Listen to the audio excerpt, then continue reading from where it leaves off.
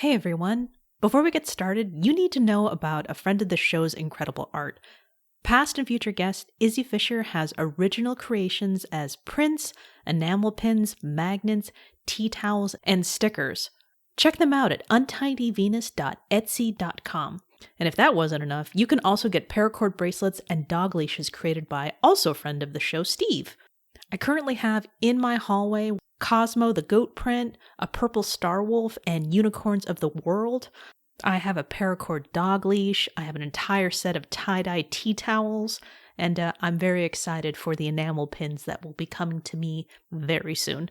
If you go to untidyvenus.etsy.com and you use the promo code HEAMCast, that's HEAMCAST, you'll save 15% off your order.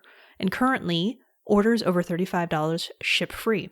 Again, that promo code is HEAMCast, save 15%, and she's not a sponsor of the show. I just want you to use that promo code for you to save money and for her to know that I told you she's awesome.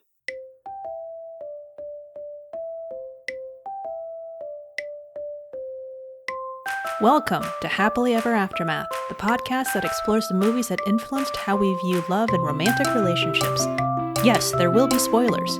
I'm your host, Diana Roderick-Sconard. Hello and welcome to the show. As I had mentioned before, this is kind of a departure from normal episodes. This episode we're covering Operation Christmas Drop that came out in 2000. So there isn't exactly a quote that's deep in my psyche. Instead, what's happening is this movie is a departure, and I'm going to tackle a movie that is centered around where my mother was born. And while I'm doing something different, I also asked for some help, and answering the call is my guest, Jasmine. Welcome, Jasmine. Hello. Thanks for having me. It's so great to have you on the show, and I really appreciate you just coming on and watching this movie with me. I went into it knowing nothing except what the trailer showed me, so for all I know, I was about to ask you to watch something, well, I don't think devastating is the right word because it's a rom-com, but it could have gone in many different directions, so thank you so much for taking this leap with me. No problem. Happy to leap. Oh my god. Okay, so the reason I invited Jasmine is because she is reporting live from where this movie takes place. So also I should point out that she is also 18 hours ahead of me. If I remember correctly, Guam is where America's Day begins. And so it was actually a great friend of mine, Jaslyn, who said, like, hey, if you're going to do something different, why don't you ask Jasmine? And I'm like, okay. And lo and behold, again, you answered the call, and I'm just very nervous right now because it's so exciting. And thank you very much again. You're totally welcome. Yeah, Jaslyn's awesome. The great thing about the internet is you really have never met these people in person, but you just know that they're great people. So I didn't know that, but that's cool. Shout out to Jaslyn, and I'm absolutely happy to help anyone from the Lady Pod Squad. I have limited knowledge in limited things, but happy to share. Oh, wow. So again, that's another shout out to the amazingness that is the Lady Pod Squad. And that's how we've had the chance to be introduced.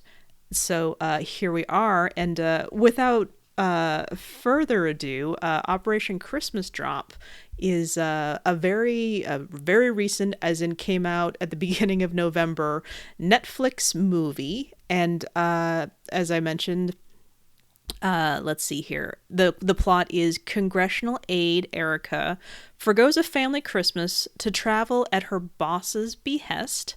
And at a beachside Air Force base, she clashes with Captain Andrew Jantz, who knows her assignment is finding reasons to defund the facility. So there's already built-in tension here. The cast includes Kat Graham, Alexander Ludwig, And let's see here. There is a supporting cast of Trezzo Mahoro, Bethany Brown, Rohan Campbell, Virginia Madsen, who plays the aforementioned boss of our main leading lady, Erica, Jeff Joseph, and Janet Kidder, who play the respective like boss of Andrew's character and his wife, who is a lieutenant colonel. So even though I wasn't expecting anything, they would throw these little curveballs at me where I'm just like, oh, that's nice that they did that in the writing. She's a lieutenant colonel, so technically she's part of this whole thing as well. And there's a continuing cast there, but without, just reading a slew of number of people here, I'd like to get started here. Jasmine, can you give me your first impressions of watching this movie? My first impression was that it was a pretty cheesy movie. I mean, I know rom-coms generally are a bit on the cheesy side, but I was like, oh, they're really laying it on. They've got a lot of cheese here. But even before the movie, I don't know if like the island really had a good idea of what the plot was, but everyone for the most part is pretty excited.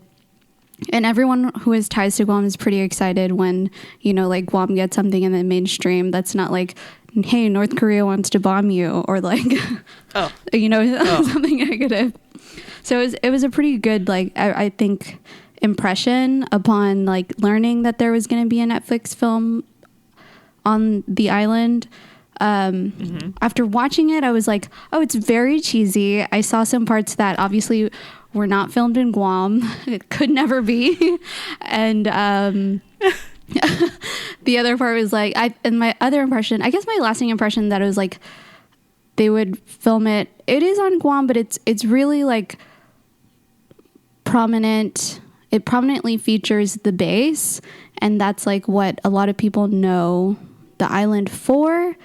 And there are nuances to that identity. It's like, oh, either people don't know about the island at all, or that they only know it as a base. And I'm like, is this movie just reinforcing that stereotype? And does it serve the island? Because there's so much more to it. So those were some of my first impressions. It was entertaining at parts. And there were some people, like extras, and one of the... like a local actress who is, I think she's the director of the university theater program, had a speaking part, which was really cool. So it's cool to see like local talent in a Netflix film. Yeah, but it's a cheesy one. It's a cheesy movie. What was your impression? It's so funny that you used the word cheese, because that was the word that I came up with as well. Even as I was steeling myself for that, I'm just like, oh, wow, no, this is exactly cheesy that I wasn't quite ready for, but at the same time, it's not surprising. Right. Yeah. And so here was actually my first, impression of it. I got word from my boss, Alex, who said like, oh my God, have you heard about this new Netflix movie? They filmed it on Guam. And I'm like, what, really? Seriously? So I immediately looked it up. And I saw, it was Operation Christmas Drop, and I'm like, oh, interesting. I'm not entirely sure what to think about this. And my second thought was, this could be nice, because we're, potentially going to get, like you said, something that's beyond just like, I've never heard of Guam before, or making Guam a punchline in an Adam Sandler movie, right? Is kind of like, like I could tell you like, well, they made reference to it in this TV show once, and then this TV show once, and then that's my experience with it. And then on the other side of it was like, oh no. This could be, again, like an Adam Sandler movie blended, where they all go to Africa, and then like all of a sudden you break out the stereotypes of, hey, it's an island and this is, you know, this, that, and the other. And then it's just like, oh no, geez, please don't make Guam look like some sort of thing that it's not. And the fact that you brought up the Air Force Base, can you tell me a little bit more about that? Well, from my viewing of it, it looked like most of the scenes that were filmed on the base.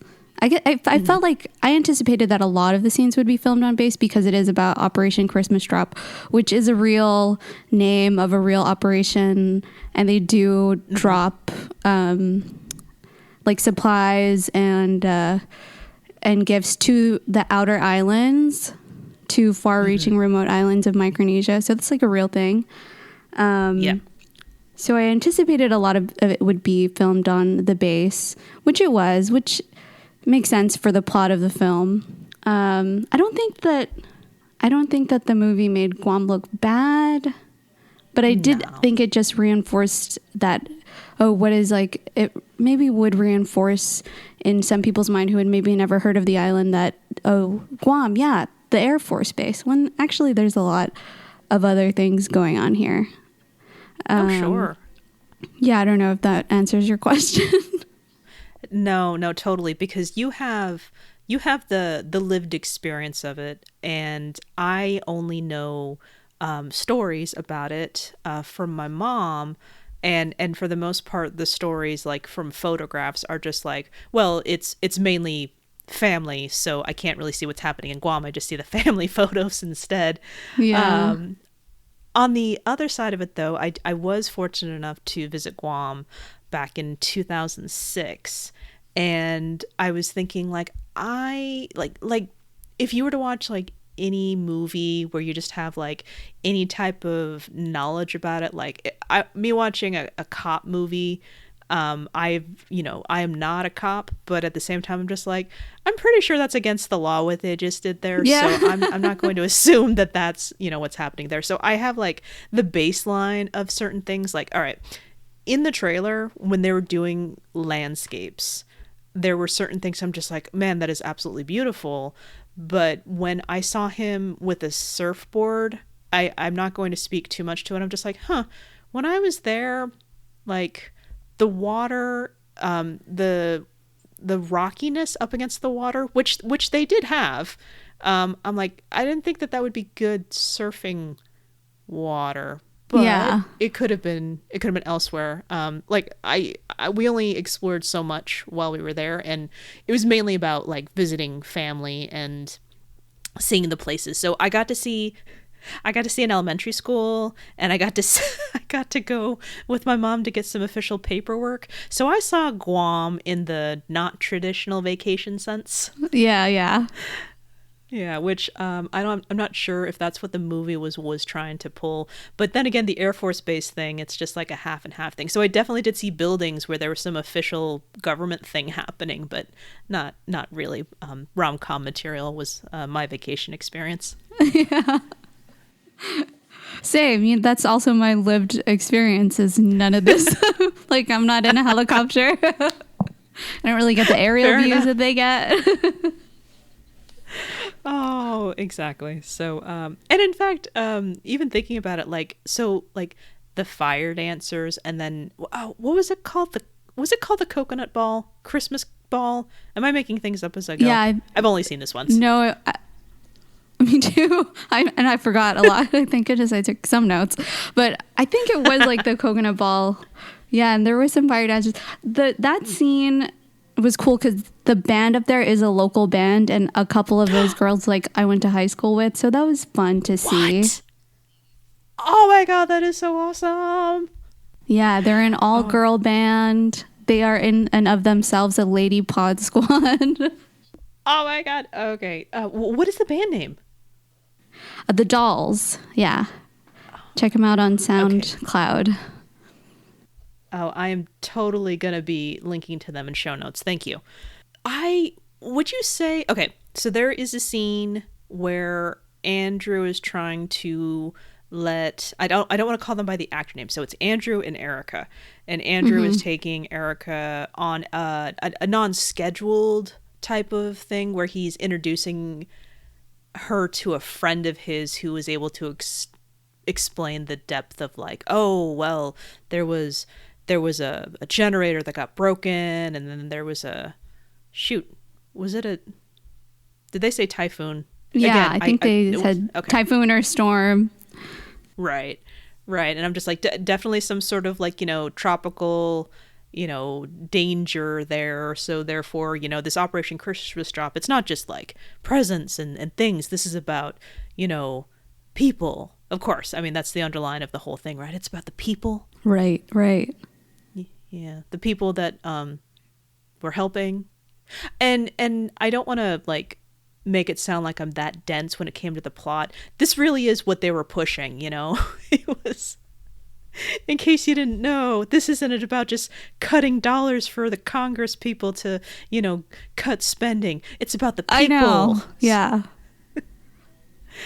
Oh my God. And the cheese, this went beyond cheese. This is where the cheese got moldy, where she's that's visiting. a good, yes. That's great. We'll run with me on this one. It's when not only is she meeting like the children on this island, but like they give her a really nice, oh my gosh, nice little, I guess kind of a crown of sorts. And yeah. then she's just like, oh God, why don't you take my highlighters? 'Cause the unspoken, 'cause you don't have school supplies. I know. I'm like, ma'am, he just told them that they're bringing in books. They said they have supplies. It's like, oh, dang it, movie. I kind of get where you're going, but this is insulting everyone right now. Oh my God. So again, tiny touches of just like, oh, you had it, and then you dropped the ball. Oh, geez. Okay. Oh, okay. Let's go back to remember what we're watching right now. It's a movie called Operation Christmas Drop.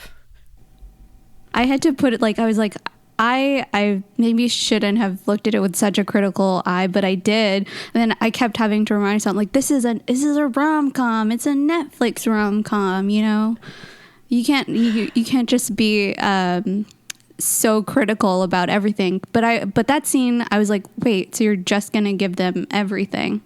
Ma'am, that's not all of a sudden. When, like, at what point from you being so determined to find inefficiencies did you just I wish that was developed a little bit more, but you know what, again, it's a Netflix rom-com. We can only ask for so much. It was also an hour and 36 minutes, so I'm just like, oh, we're gonna skip some deep-rooted development here and just we're gonna shorthand this. Shorthand, hand brush. I'm good person now. Yeah, Ooh, she's like, oh, okay. I get it. I love giving people my hairbrush. Please, because I just met you and we need this to happen right now. So, I again, I'm glad you watched this with a critical eye, because I was watching it like kind of half and half, where it's just like, all right, it's a rom-com, but at the same time, you're not going to get me completely on board. You have to, I have to fall in love with you, movie, if you're going to do this. Yes. Oh, man. Okay. So any other pieces you wanted to point out that kind of struck you? Maybe not in the rom-com category, but in the environment as a whole that they were trying to portray? Some things of note. Obviously, there was an overhead shot of them in the Jeep early on in the movie where they're going through like this winding road around a hill. That was in Guam. I'm sorry to burst your bubble to anyone who watched that. Like, wow, Guam. So, I mean, yes, Guam is beautiful. That wasn't Guam. I don't know where they were, but it wasn't Guam. I think they were in Hawaii. Oh my God. Thank you for that, because I didn't want to doubt it, but at the same time, I'm like, I don't remember this when I was there. So thank you for clarifying that for me. I was about to doubt myself. No. You were right. Don't doubt yourself, Diana. You got this. Oh, thank you. There was a scene in like they talked to the mayor and they were in this like little touristy spot. That's a real place that exists, although of course it's closed because of COVID. What other Guam notes do I have? Oh, in the beginning there was a gecko in her room. Oh. I was like, okay, it's a CGI gecko. No gecko on the island looks like that. I don't think any gecko ever in the whole world looks like that. Oh my god, so I can't believe we got this far and didn't talk about the CGI gecko. Oh. The gecko, yeah. It was like Geico doesn't even look like that gecko. Oh my god. Okay, so when it got started, I was like, please don't talk. Please don't be a magical gecko who talks. Even though I had 3 magical talking geckos when I was on Guam, I don't want everyone to know. Yeah, and unfortunately, it wasn't. No, it was not great. I was about to say it wasn't too bad. No, it was pretty. Back to the word cheesy. It was, wow, and terrible. It was. I was like, oh, I guess. Okay, so I'm like, I don't understand. I guess there are a lot of superstitions in Guam and the other islands in Micronesia about geckos. There's so many superstitions. So I don't know if I like it. I'm really struggling here because on the one hand, I'm like, cool to incorporate something native to the land, but so strange to make it this CGI gecko, which I get it. Maybe I do like it. Maybe I can convince myself that I like it. But all the geckos on the island, of course, don't look like that at all. Not as magical. No, and the scene of her trying to get it out of her house, and she would just like open the door as if he's just like knows where to go. I'm like, this is tough to watch, but I bet even tougher to film. If she was anything like me, she would have done well. Now, granted, she was in a place where she wasn't familiar with what was in the kitchen, but I would have taken like some Tupperware, and I would have like put it over the gecko and have slid a piece of paper underneath it, and then walked it outside. Okay, thank you. You can go now. Yeah. Help the gecko. Don't just open the door and say get out. You know what I mean? It's a little rude. Oh, yeah. And it also betrays her efficiency in her character. So. That's true. The last thing I'll mention is when she's talking to her like coworker in DC and the coworker is like aloha. And then she says like, it's pronounced half a day. And I'm like, I cringed a little bit because I was like, ma'am, you could have practiced that before that scene. You could have said like half a day, like, someone says last name is Hoffman. Very similar. If you could say aloha correctly or similar to how it is pronounced, then you could have worked on that a little bit. That's just me being nitpicky. I won't give it again. I won't knock it to Erica. She did her best. Okay. No, that's pretty kind, actually. That brings up a different question. Would you ever see that on a t-shirt of someone who lived on Guam? A half a day? Yeah. Yeah, it's so funny. You would totally see it here. Okay. Because I saw that when they were in the marketplace, and I'm just like, okay, could be a tourist, but I don't know. I mean, then again, there's also just my family where we probably would be those dorks where we would go to Guam and then wear it on a t-shirt and then absolutely be on Guam. I would do it. Absolutely. Oh, good. That way everyone knows we're not from Guam. Hello. We're visiting, in case you couldn't tell. Oh, man. So we've had the chance to talk about, Guam, but see, given the way that we talk about relationships in movies, do you have any opinions about Colonel Andrew and Miss Congressional Aide Erica? They were really. Oh, what are my thoughts on them? I think, one of your questions is like, when do they fall in love, right? Obviously, Oh, yeah. they fell in love when she said he had a nice smile. That was it. That's all men need. It's just like a compliment, and they're hooked. Oh my God. Does it work both ways? When she gave up the compliment, did she like accidentally spill her own feelings and didn't realize it? Yes, I think so.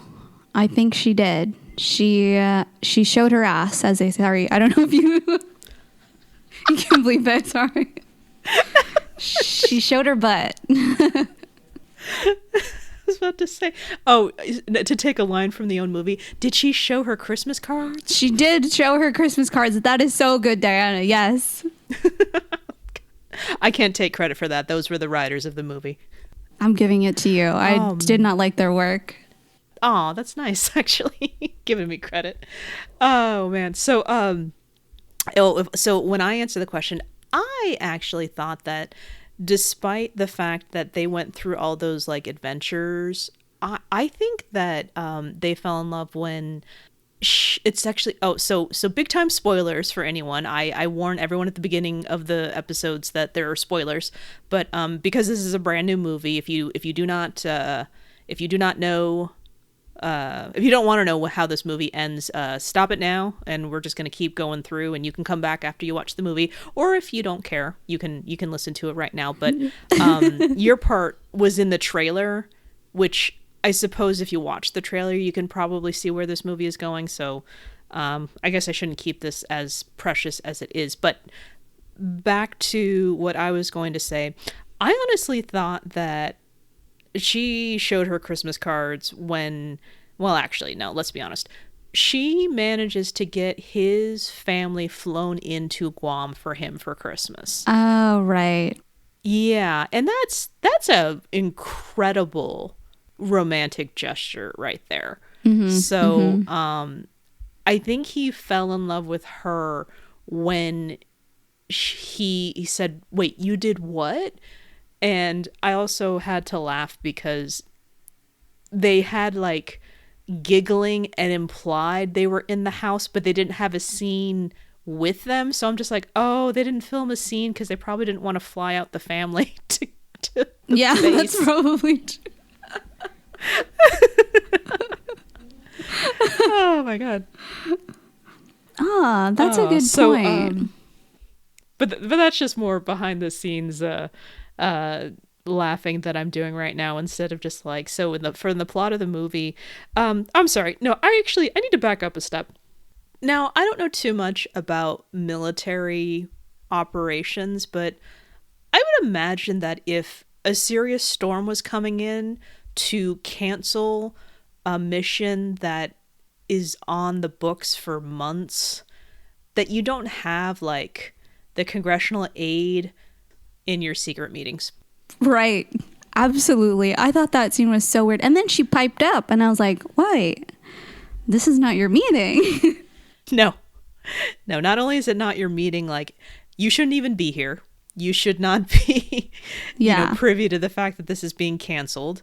I'll also point out that, of course, her boss comes and she's just like, I thought I told you to get me a report that says that we should shut this place down, basically. And I just have to say that, Virginia Madsen, doing an excellent job of playing the hardened politician. But at the same time, it's like, why is Operation Christmas Drop happening? I'm like, you sent someone to write a report about it. You didn't cancel this. You have like, I don't think you have any authority to cancel a military mission. What are you doing right now? I thought it was inefficient for both of them to be there. If they're looking for cost savings, maybe not have two people from the same office take I think it's like 8,000 mile flight, maybe more, 8,000 plus. Right.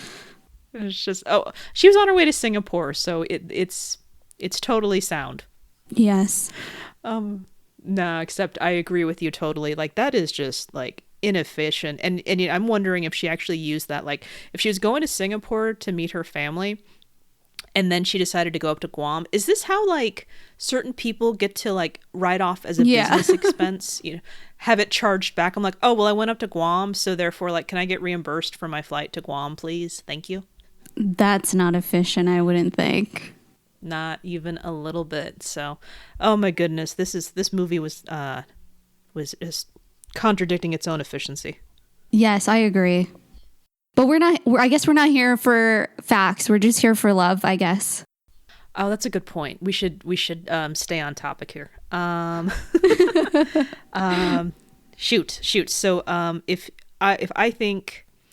he fell in love with her when she brought him his family, I think let's be perfectly honest, like when, oh wow, I'm looking at all these different parts and I'm just like, it all blurs together. So like, right.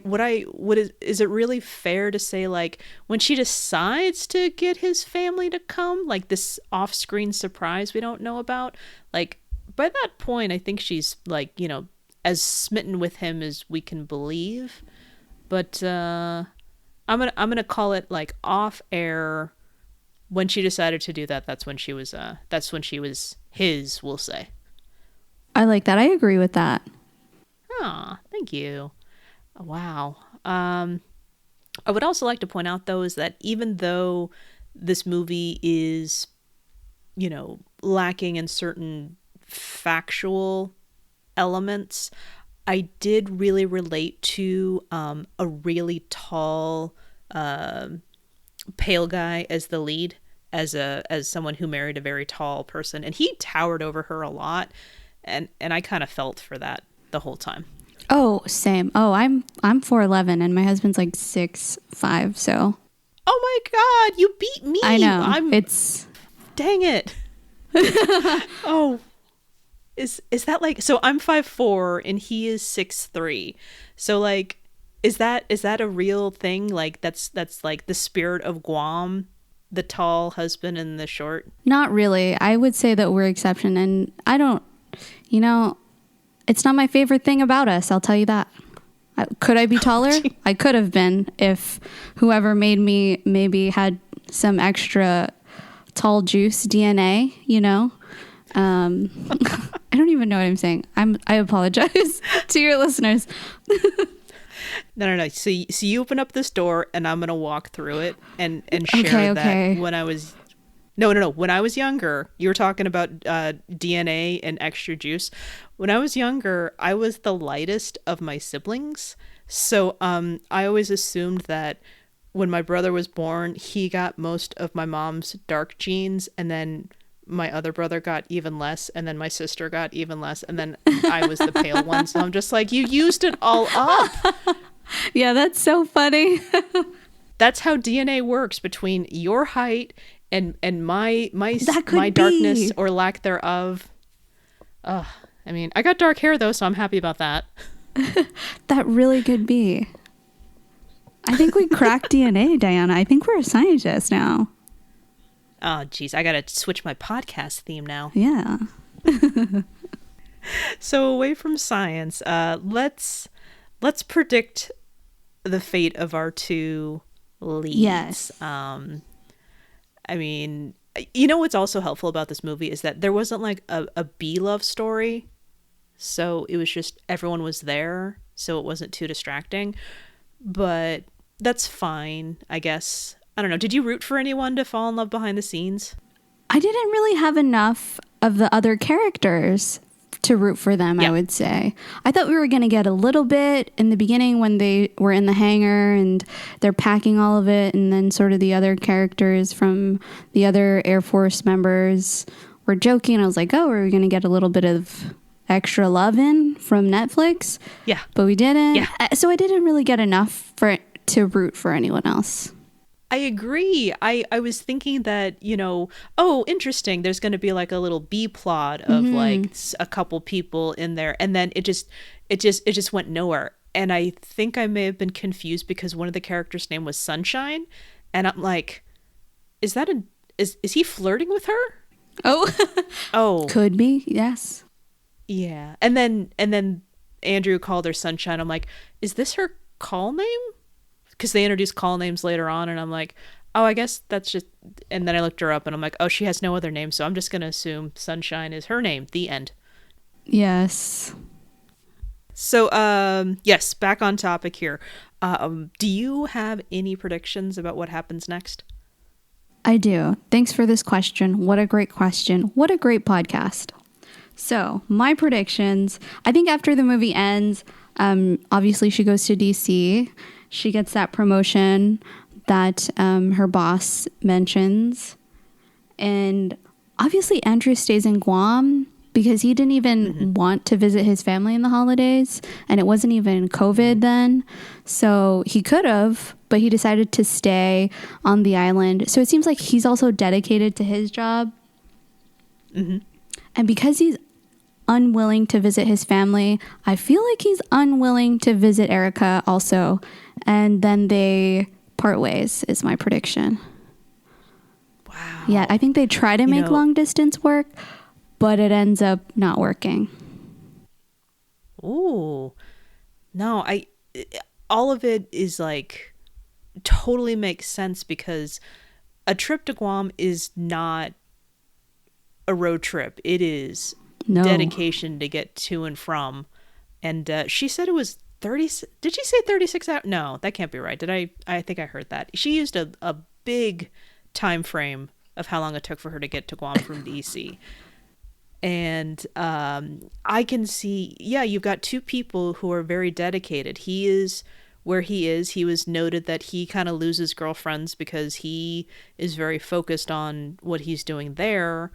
And she, they made her seem to be like a very tough as nails, I'll do what it takes, but like she didn't sell it. She sold, I'm very good at my job. Yeah, she sold being good at what she does, but like she didn't seem cutthroat or like heartless. And and she was like very open to just like, no, I don't want to see the people because that's not what I'm here for. But then he took her anyways, and in fact it seemed very sweet, them together, and him reintroducing her, why she got into politics in the first place. But I don't think there's enough there for like a long-term thing. So I agree with you that after everything is over, it's going to be an attempt at a long-distance relationship, but ultimately the distance and their own individual pursuits will be where they part. And I don't want it to be too much of a bummer because, actually there's nothing necessarily wrong with, a relationship ending if it's for the best or for the good. But that's not what rom-coms are all about. So I'm just going to say at the very least, they are now better people because of it, because she reignited her love of Christmas. She's going to have a better relationship with her father, and Andrew is going to be just fine. He's a colonel, and he's going to keep doing the thing. He's going to get those generators at some point.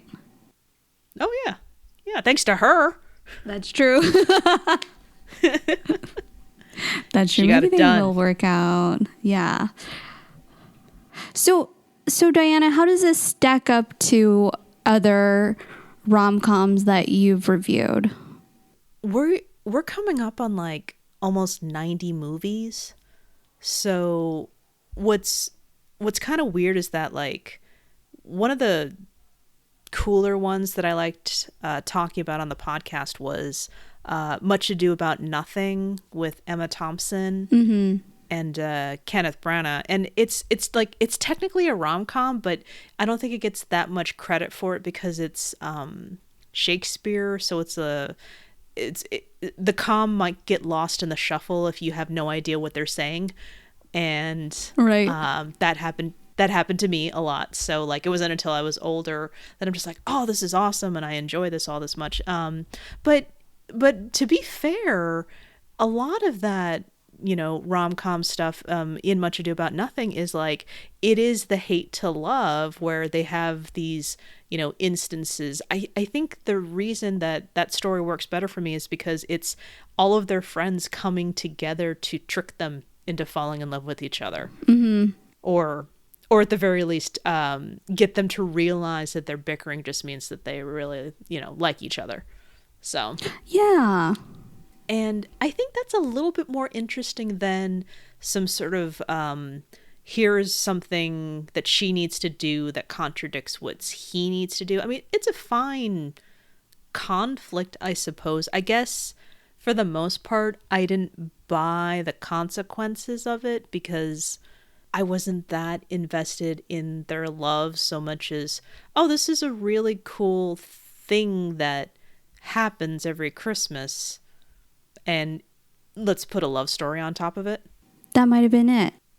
Yeah, I mean, I'm a middle grade rom-com enjoyer where a lot of things have to be lined up for me to be really into it. I suppose, like I said before, like, I didn't know if this would be enjoyable or not, so I was extra nervous. And even if I end up enjoying it, I don't know if it's for everybody, so I'll still just be like, to each their own, have at it, enjoy. But for this one, like, if I had to do a scale of 1 to 10 on like whether or not people should watch this, I'd give it like well, that's not fair. How about this? I give the movie like a 4 out of 10. But should you watch this? Yeah, if you want to be distracted at some kind of cool things happening. I agree with that. Did you say 4 out of 10? Yeah. 4 out of 10. Yeah, I would give it that too. Beautiful movie.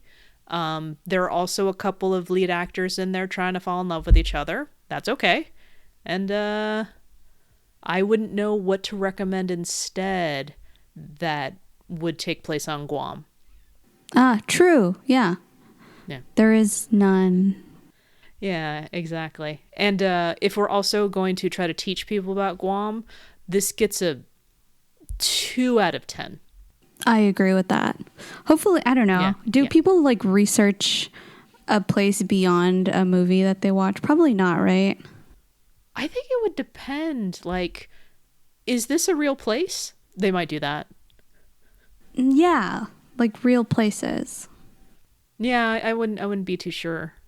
But I remember doing a report in elementary school about Guam.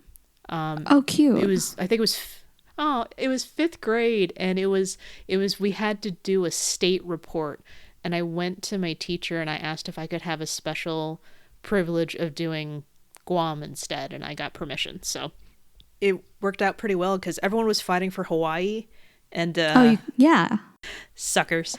Yeah, the Guam. Best one. Yeah, way more interesting. Oh, I wonder if it's like somewhere in my closet somewhere. My parents kept it for me. Oh, that would be so fun. All right, I gotta go check, see if it's in there somewhere. So 4 out of 10 and 2 out of 10 respectively. This is where I thank you again for coming on the podcast and watching this movie and talking about it with me. You're so welcome. I don't know if I helped or hurt your podcast. Let me know. There's no way your insight could hurt this podcast. You're a wonderful guest. Girl, I don't know. I was like thinking, I'm like reflecting on what I just said. I'm like, what did you even say, Jasmine? And I'm like, you needed to prepare more. I should have prepared more. If the tape is awful, I'm willing to do it again. Listen, I just hope that I was an okay guest. You were a fantastic guest, and you took this bullet. Thank you so much. You're most welcome. So in addition to the fact that we met through the Lady Pod Squad, I also want to point out that you have a blog that I had the chance to read and talk to you about. Can you let our listeners know a little bit more about it? Right. My blog is basically about thrifting and me gluing things to my eyelashes because I refuse to pay an eyelash extension technician money. And then I also write about other things that just come to mind. It's not, it's not like the New York Times, but it's pretty close. So I'm just kidding. So it's just a little bit of nonsense on the internet. It's some wonderful nonsense, and I will link that to show notes as well, so you can check it out. Thanks so much. If you want to share any of your thoughts about, if you got Netflix and you watched this, tell us what you think about Operation Christmas Drop. You can find us on Twitter at HEAMCast. That's HEAMCAST. We're also on Instagram at the same, and Happily Ever Aftermath on Facebook. You can also email us. We're contact@heamcast.com. And with that, thank you again, Jasmine. No problem. You're welcome. Next time on the podcast, we'll begin Pink Lady December with 1978's Grease. I hear it is the word. Until then, may your aftermath be happy.